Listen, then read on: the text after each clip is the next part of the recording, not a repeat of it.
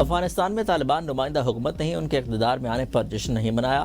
D G S P R lieutenant general Ahmed Sharif Chaudhry کی صحافیوں کو بریفنگ، کہا افغانستان بارے معاملات کا حل وہ حکومت ہے جو عوام کی نمائندہ ہو، پاکستان پالیسی بنانے میں خود مختار ہے۔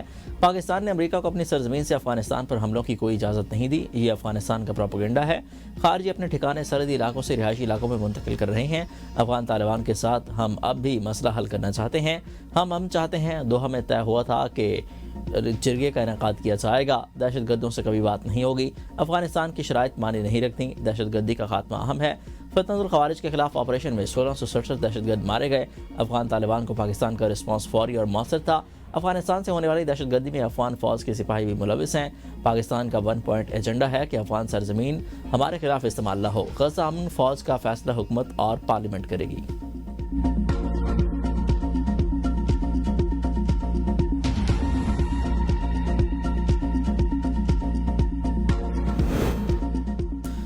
لگ رہا ہے کہ بھارت سمندر کے راستے فالس فلیگ آپریشن کرے گا، ہم مکمل الرٹ ہیں۔ D G S P R کی صحافیوں کو بریفنگ، کہا فالس فلیگ آپریشن کر کے بھارت جھوٹ بولے گا کہ پاکستان کے خلاف بڑی کارروائی کی۔ بھارت نے زمین، سمندر اور فضا میں جو کچھ کرنا ہے کر لے، بھارت جان لے، اس بار جواب پہلے سے زیادہ شدید ہوگا۔ پاکستان اپنی سرحدوں کی اور عوام کی حفاظت کے لیے تیار ہے۔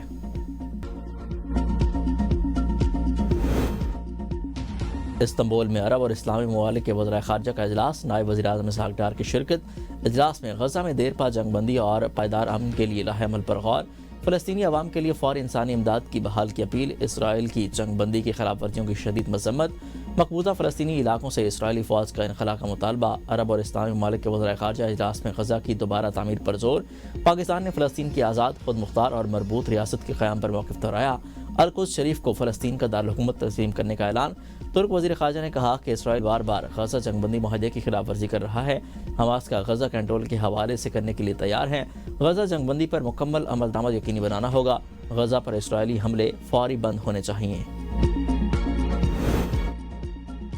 حکومت 27ویں آئینی ترمیم لانے کے لیے متحرک، سیاسی جماعتوں سے رابطے کے لیے بڑھا مشاورت کا سلسلہ جاری۔ پیپلز پارٹی کے بعد ایم کیو ایم، مسلم لیگ، کاف، آئی پی پی، اے این پی سمیت جے یو آئی سے بھی رابطوں کا فیصلہ۔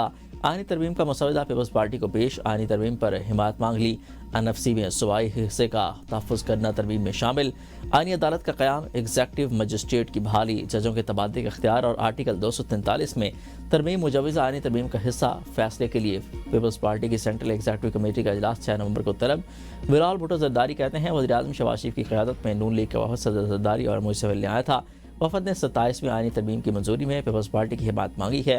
تعلیم اور آبادی کی منصوبہ بندی کے اختیارات کی وفاق کو واپسی اور الیکشن کمیشن کی تقرری پر جاری تعطل ختم کرنا بھی مجوزہ آئینی ترمیم میں شامل ہے۔ صدر کی دوحہ سے واپسی پر پراپرٹی پارٹی کو فیصلہ کوئی کرے گی۔ ذرائع کے مطابق وفاقی حکومت کی مسلح افواج سے متعلق آئین کے آرٹیکل 243 میں ترمیم چاہتی ہے۔ آرٹیکل 213 چیف الیکشن کمیشن کی تعیناتی سے متعلق ہے۔ سینٹ کا اجلاس کل اور قومی اسمبلی کا بدھ کو طلب۔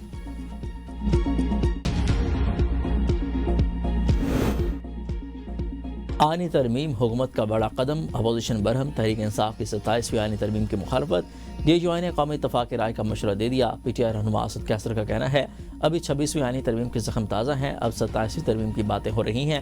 1973 کا آئین پاکستان کا متفق آئین ہے، اس آئین پر کسی کو ہاتھ نہیں ڈالنا چاہیے۔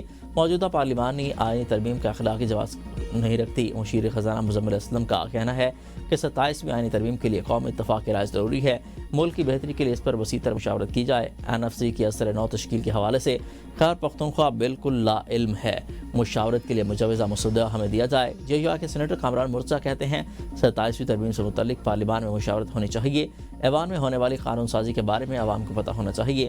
پیپلز پارٹی اور نون لیگ ایک ہی سکے کے دو رخ ہیں، اپنے مفادات کے لیے دونوں پارٹیاں اکٹھی ہو جاتی ہیں۔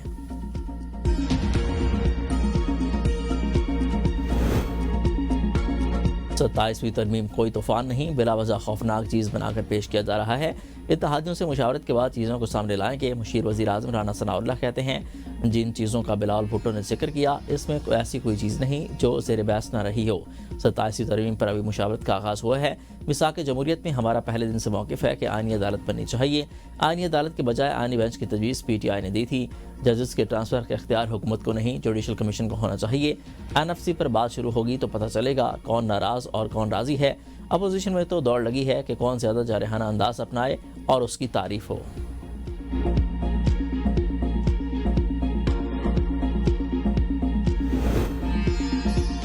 آصف علی زرداری شطرنج کے سب سے بڑے کھلاڑی ہیں، 27ویں ترمیم آسانی سے پاس ہو جائے گی۔ سینیٹر فیصل واوڈا نے دعویٰ کیا ہے کہ 27ویں کے بعد 28ویں ترمیم بھی منظور ہوگی۔ بلاول بھٹو نے 27ویں ترمیم سے متعلق بیان دے کر اچھا اقدام کیا۔ پی ٹی آئی کی خواہش کے مطابق 27ویں ترمیم پر چھوٹی موٹی بحث کروا لیں گے۔ اگر تحریک انصاف نے اسلام آباد میں چڑھائی کی تو پہلے سے پھینٹا لگے گا، پھر ویسے پابندی لگے گی جیسے تحریک لبیک پر لگی۔ سینیٹر علی ظفر نے جواب میں کہا کہ احتجاج ہمارا حق ہے، ہم یہ حق استعمال کریں گے۔ پیپلز پارٹی قیادت آئینی ترمیم کی کمیشن لانے کی تیاری کر رہی ہے، مشاورت جاری، حتمی فیصلہ پارٹی چیئرمین کریں گے۔ شرجیل میمن کی اے بی این نیوز کے پروگرام سوال سے آگے میں گفتگو، کہا چیئرمین پیپلز پارٹی نے فیصلہ کیا ہے کہ 27ویں ترمیم پر تفصیلی مشاورت ہوگی۔ 18ویں ترمیم کے خاتمے یا خود مختاری کی ریورسل پر کوئی اتفاق نہیں ہوگا، حتمی لاہ عمل پارٹی کی سینٹرل ایگزیکٹو کمیٹی طے کرے گی۔ 27ویں ترمیم پر مشاورت، جے یو آئی کے سربراہ مولانا فضل الرحمان نے دورہ لاہور منسوخ کر دیا۔ اسلام آباد روانہ مولانا فضل الرحمان نے چینوٹ اور ملتان میں ہونے والے پروگراموں میں شرکت کی۔ مولانا فضل الرحمان کی چودھری شہزاد حسین سے مختلف سیاسی رہنماؤں سے طے شدہ ملاقاتیں بھی منسوخ۔ 27ویں ترمیم کی مخالفت کریں گے، 26ویں ترمیم کا بھی ہم نے بائیک آؤٹ کیا تھا، کچھ شکوں کو نکالنے پر مولانا نے ساتھ دیا۔ سلمان قم راجہ کہتے ہیں تحریک انصاف نے شکوں کی حمایت نہیں کی تھی۔ بانی نے ہمیشہ کہا ہے کہ جمہوریت اور آئین کی بالادستی پر مقابلہ چاہتے ہیں۔ Shah Mahmood Qureshi P T I کے ساتھ کھڑے ہیں۔ شاہ محمود قریشی سے کل بات ہوئی ہے، انہوں نے کہا فواد چودھری اور دیگر اچانک سے آ گئے، جس سے یہ تاثر دینے کی کوشش کی گئی کہ شاہ محمود ان سے ملاقات کے خواہش مند تھے۔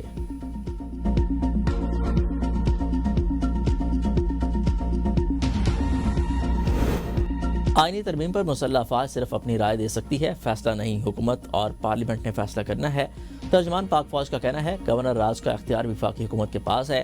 سہیل آفریدی وزیر اعلیٰ خیبر پختونخوا ہیں، ہماری کوئی ذاتی پسند ناپسند نہیں، فوج سیاست میں نہیں الجھنا چاہتی، سیاست سے دور رکھا جائے۔ پاکستان کے پاس خیبر پختونخوا، بلوچستان، گلگت بلتستان میں قیمتی منرلز ہیں۔ سیاسی جرائم پیشہ اور دہشت گرد گروپس ملک میں جرائم روکنے میں رکاوٹ ہیں۔ 2014 میں نیشنل ایکشن پلان کے وقت مدارس کی تعداد 83,000 تھی اور اب ایک مدارس 1 لاکھ سے بڑھ گئے ہیں، جبکہ رجسٹریشن اب بھی ایک سوال ہے۔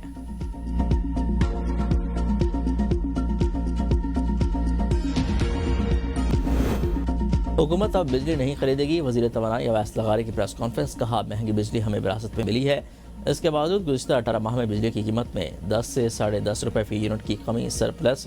بجلی 3 ماہ کے لیے انڈسٹری کو 26 روپے فی یونٹ تھی، جبکہ ای وی کا ریٹ 71 روپے سے کم ہو کر 39 روپے فی یونٹ ہو گیا۔ انڈسٹریز کے لیے 16 روپے فی یونٹ کی کمی کی گئی۔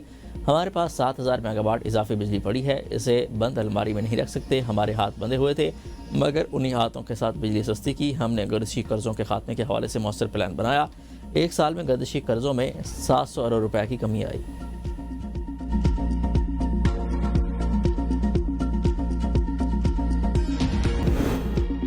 خیبر پختونخوا میں آبائی منصوبوں میں تاخیر روکنے کے لیے قانون سازی کا فیصلہ، منصوبوں کی ٹائم لائنز پر عمل لازمی قرار، تاخیر پر سخت سزائیں تجویز، توانائی کے شعبے میں وفاق سے جڑے معاملات مؤثر انداز میں اٹھانے کا فیصلہ، مشترکہ مفادات کونسل کے زیر التواء امور کا فالو اپ کرنے کی بھی ہدایت۔ وزیر اعلیٰ سہیل آفریدی نے اجلاس سے خطاب میں کہا کہ عوامی منصوبے میں کوتاہی برداشت نہیں، زیرو ٹالرنس پالیسی نافذ ہوگی، صوبائی حقوق کے لیے وفاق سے باضابطہ خط و کتابت شروع کی جائے گی۔ وزیر اعلیٰ کی مقامی بجلی گھروں سے بجلی کی ترسیل اور تقسیم کے نئے پلانز تیار کرنے کی ہدایت، کہا مقامی صنعتوں کو رعایتی نرخوں پر بجلی فراہم کی جائے گی۔